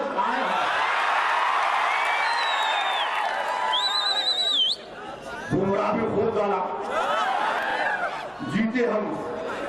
वो बॉल किसका बनता? बकरी के चूहे से बनता। कैसा बनता बॉल? वो कैसा स्विंग होता? यूं यूं होता नहीं होता? कैसा बनता? वो मुर्गी के चमड़े से बनता, बकरी के चमड़े से बनता। क्रिकेट खेलेंगे मगर तू मटन नहीं खाना। क्या बात है भाई? क्या बात है बताओ आप? एक मजाक बना के रख दिए इस मुल्क में आप। अच्छा, फिर आप देख यहां चप्पल भी। अच्छा, बात करें कि बीजेपी वाले बोलते क्या ओवैसी संविधान में नहीं लिखा है आर्टिकल 48? प्यारे मेरे कान में फूल नहीं है, मैं भी थोड़ा पढ़ा लिखा हूं। डायरेक्टिव प्रिंसिपल है। आप याद रखो, नौजवानों, कहीं डिबेट हुई तो मार को बोलो आर्टिकल 48 है, तुम बोल आर्टिकल 47 पढ़ा तू? अरे जाहिल हौले, पढ़ा नहीं पढ़ा बोल। आर्टिकल 47 क्या बोलता मालूम आपको? भारत का संविधान का आर्टिकल 47 ये बोलता कि हुकूमत की जिम्मेदारी है कि न्यूट्रिशन, ताकत में, बच्चों में, भारत के बाशिंदों में न्यूट्रिशन का इजाफा हो। दूसरा बोलता है कि आपकी जिंदगी का मियार उठे। तीसरा ये बोलता है कि लोगों की सेहत अच्छी हो। और चौथा आर्टिकल 47 ये बोलता है कि साइंटिफिक टेम्परामेंट पैदा हो। आर्टिकल 47 में न्यूट्रिशन। अच्छा देखो, आप कर्नाटका में नेशनल फैमिली हेल्थ सर्वे का चौथा राउंड हुआ। उन्होंने क्या कहा कि शेड्यूल्ड ट्राइब, शेड्यूल्ड कास्ट के खास तौर से इसमें 39% बच्चे स्टंटेड है, यानी जो उनका हाइट से कम हो। आप बताओ कि गरीबों के, शेड्यूल कास्ट के, शेड्यूल ट्राइब के बच्चों का जो स्टंटेड ग्रोथ है 37%। और अंडर नरिश, यानी उनका वजन जो उम्र में लेना नहीं होता वो कितने 40%। और एनीमिया, जिस्म में खून नहीं है, 56% कर्नाटका में से बच्चे जो उम्र को पहुंचे तक एनीमिक होते। अब आप क्या कर रहे हैं लोग? अच्छा, आपको मालूम, अगर आप बड़े का कलेजी खा लिए, बड़े की खाए कलेजी कर खाए ना, किसे लोगों का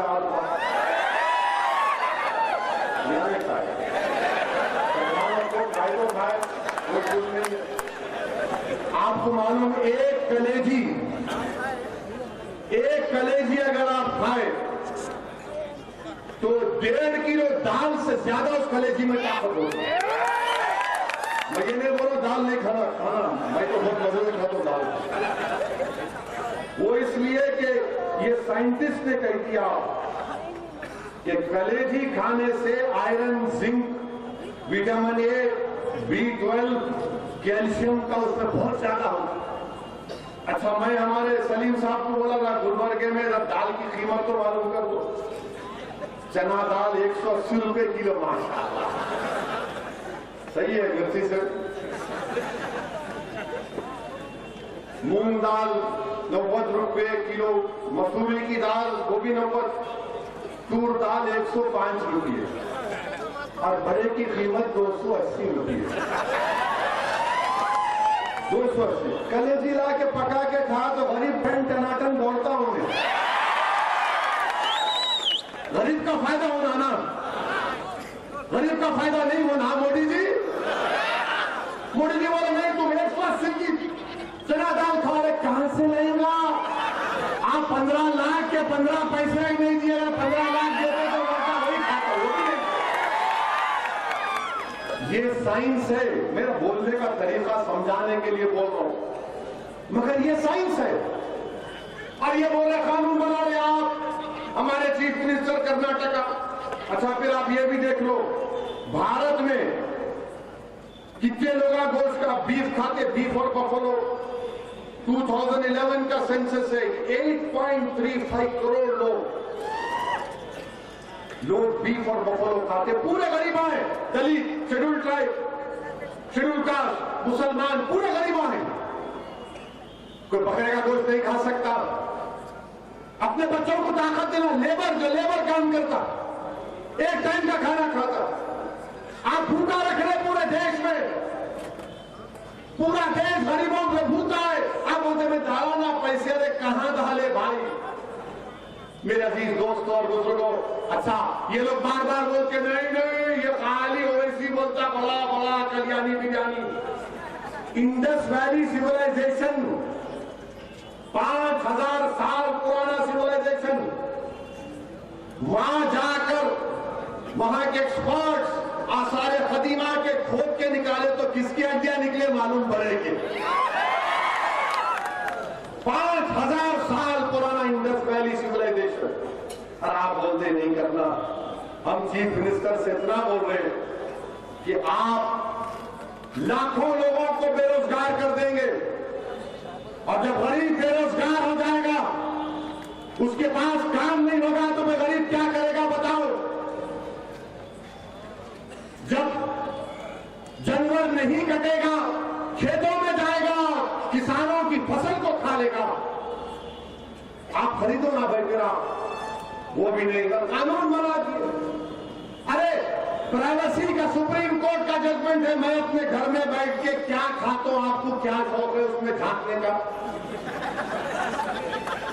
हर बुट्टी में झांकते, मुंडी घुसाते अपनी, क्या है इसमें क्या है, इसमें क्या है? अरे कहीं को मुंडी घुसाते हैं उसमें। मैं मेरे घर में क्या खाता हूं, आपको क्या फिक्र? नहीं झांकता मैं, तुम्हारे क्या पका दे, ठंडी में क्या है दिखाओ, कुटी में क्या है दिखाओ, तो मैं भाग रहे। कब तक झांकेंगे हंडी और कुटी में तुम लोग? खाने को खाना नहीं है भारत के गरीबों के पास। अनकॉन्स्टिट्यूशन लॉकडाउन लगा दिए, कितने 10 करोड़ नौकरियां चली गई। ये मीडिया के लोगों को पूछो आप, मेरे जाने के बाद, मार्च के बाद इनकी नौकरियां भी नहीं रहेंगी, याद रखो आप। देखो मुंडियां हिला रही, उनको मालूम मार्च के बाद कोई नौकरियां नहीं देंगी मीडिया की, इनकी भी नौकरी जाने वाली है। मगर मोदी जी क्या बोलेंगे? गोश्त मत खाओ बच्चों, नारा लगाओ, नफरत फैलाओ। क्या हो रहा है? मुल्क कहां किस रास्ते पर जा रहा है? और फिर उत्तर प्रदेश में तो एक नया कानून बना दिए उन्होंने। टाइम है ना, 15 मिनट है, उत्तर खत्म कर दो। या तो योगी आदित्यनाथ बोलेंगे, मेरे नहीं बोलेंगे, पटना सबसे बोलेंगे। हमने बोले तो कौन बोलता ही नहीं आजकल। नहीं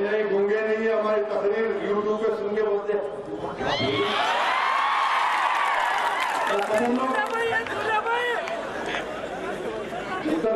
प्रदेश में एक कानून बना है, वही कानून यहाँ पे चीफ मिनिस्टर बनाते बोल। क्या कानून है मालूम आपको? मजहब तब्दीली का कानून। अब आप पेट पकड़ के हंसेंगे देखो अभी बात। अच्छा, कानून कैसा कानून है सुनो आप। कानून ये बोल रहा है कि अगर इज्तिमाई तौर पर कोई अपना मजहब तब्दील कर लिए तो उस पर यह कानून लागू होगा, पकड़े जाएंगे। अच्छा, इज्तिमाई माने कम से कम 30-40 होगा ना, ये ओनली 2 है तो भी कानून लागू होगा। 2 भी कबूल करे तो मास कन्वर्शन। अरे भाषा तेरे को अंग्रेजी कौन सिखाए कानून बनाने वाले? 2 लोगों का मास कन्वर्शन होता, 2 लोगों की शादी होती। अच्छा, फिर इनका सेक्शन 2(1) क्या बोल रहा? अगर मैं आज तकरीर करा इस्लाम के बारे में और इसमें से कोई शख्स बोला कि भाई तुमने इस्लाम को बेहतरीन तरीके से बताया,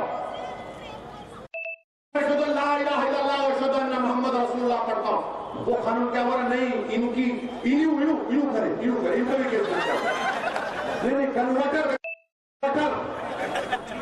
गाड़ी का कंडक्टर कन्वर्टर है ये। मैं कन्वर्टर, मेरी बात सुन के अगर कोई दीन कबूल कर लिया उसको लगाएंगे। और फिर आप क्या बोल रहे हो उस कानून में? कानून में क्या बोल रहे कि एडिंग एबेटिंग का सेक्शन 2(1) और उसके बाद, अच्छा इसमें हैरत अंगेज बात देखो आप, सेक्शन 4 में अगर एक मियां बीवी किसी बच्चे को गोद ले दिए, बच्चा जाके कब नहीं दे सकता मेरे अम्मा अब्बा मजहब तब्दील कर लिए, केस बुक करो। नहीं, हंसने का नहीं है, वो दिमाग वाले लोग खाली। और फिर ये भी बोलते ये रोड चलता आदमी जाके कंप्लेन कर सकता, मैं मतलब बदल दी मजहबी लोग। कैसा मालूम तेरे को? मैं रोड चल रहा था, देखा मैं, केस बुक कर दो। वो कानून में डाल दिए सेक्शन 4 में 8(3). और 8(3) में क्या है?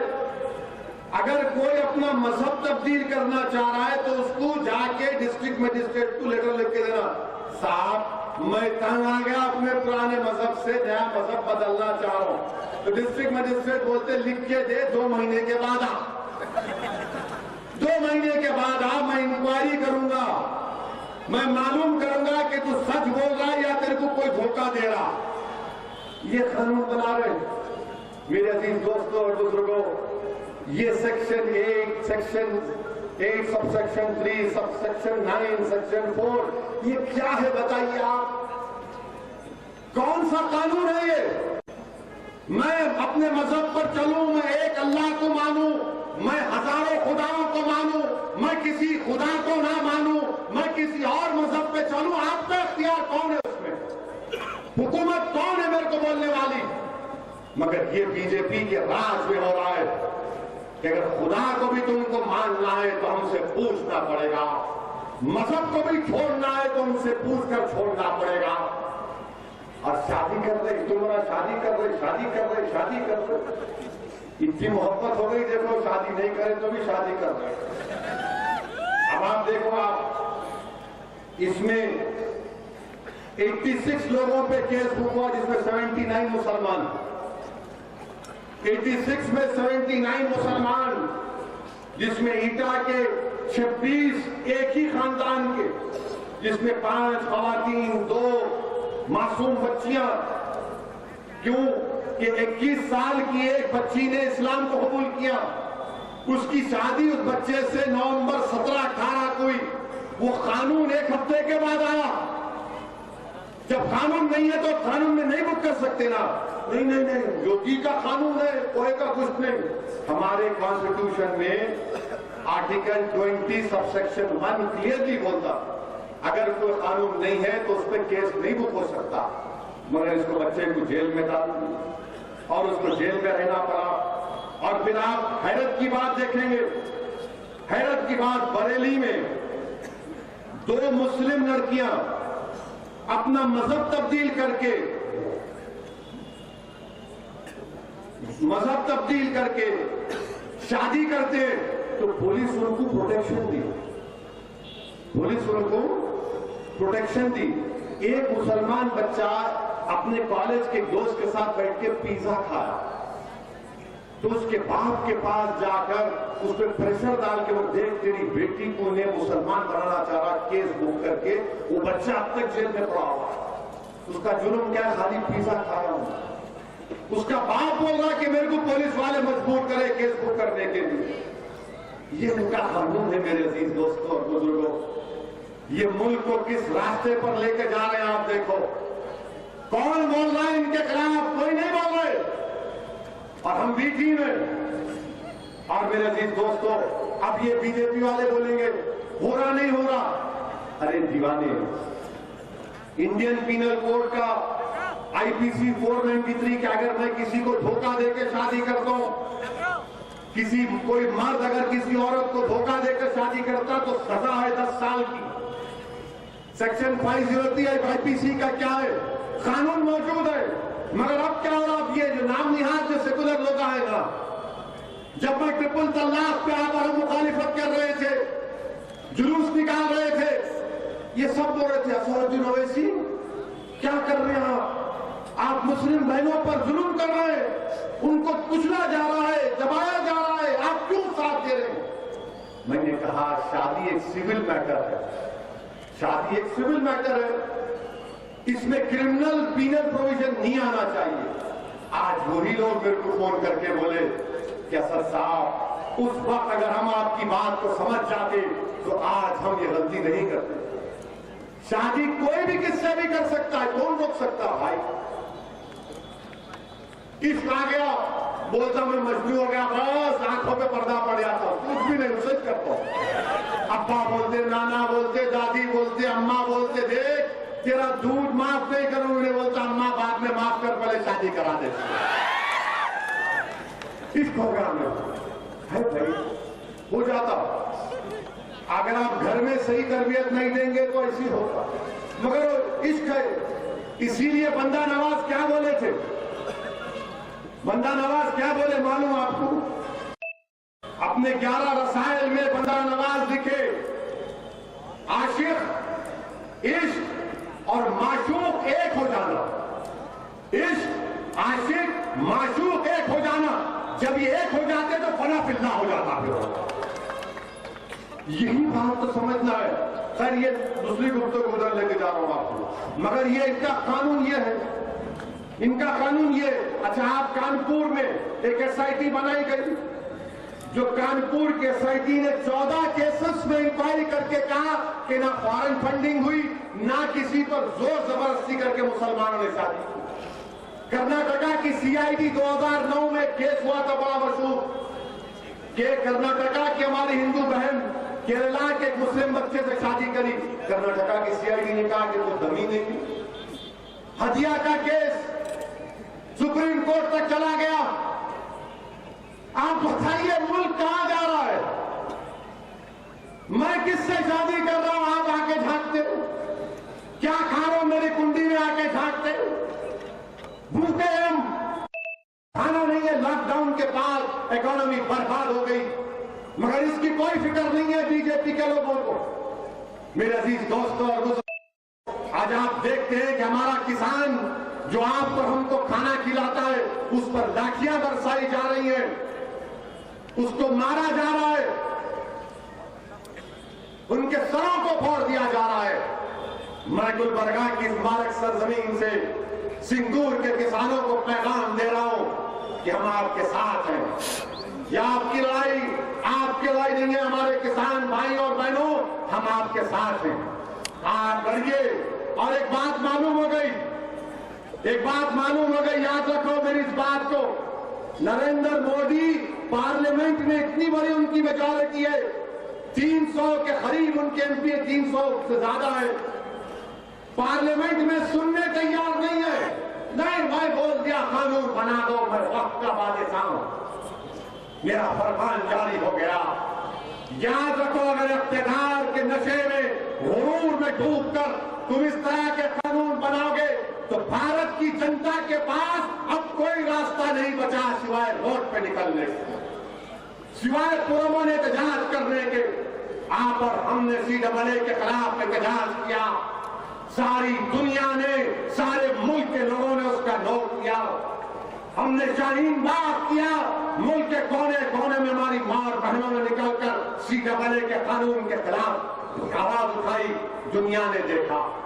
मेरे अजीज दोस्तों और बुजुर्गों, याद रखो, एहतजाज सियासत का एक बहुत बड़ा हिस्सा है।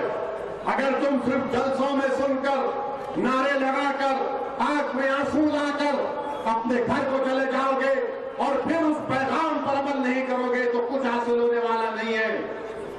मैं आपसे सिर्फ यही अपील कर रहा हूं कि ये वक्त उठने का है। नौजवानों, ये वक्त हासिल करने का वक्त है।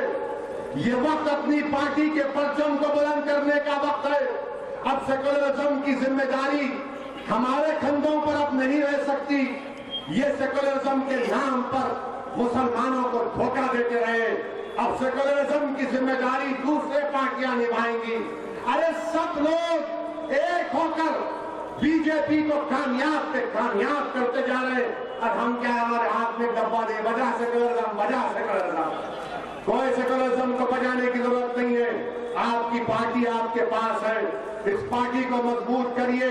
और इंशाअल्लाह ताला मुझे यकीनन वो दिन नजर आ रहा है कि जब गुलबर्गा में मरहूम कमरुल इस्लाम साहब की कमी को आप ही के दरमियान से कोई मर्द मुजाहिद उठेगा और उस कमी को पूरा करेगा, वो मरहूम का सही मानों में जानशीन बनेगा। असदुद्दीन ओवैसी सिर्फ आपको इस बात की तरफ तवज्जो दिलाने के लिए आया है कि अपनी पार्टी को मजबूत करिए, अपनी पार्टी को कामयाब करिए, मुत्तहिद रहिए, डरने और घबराने की जरूरत नहीं है। लोग तुमसे आकर डराएंगे, लोग तुमसे आकर लाखों बातें करेंगे। लोग मुझसे पूछते कि तुम्हारे को बहुत से लोग डराते, तुमको लोग क्या क्या नहीं कह देते। मेरे अजीज दोस्तों और बुजुर्गों, याद रखो, किसी शायर ने बड़ा अच्छा कहा था कि शाहों के तकब्बुर से भी दबकर ना रहा मैं।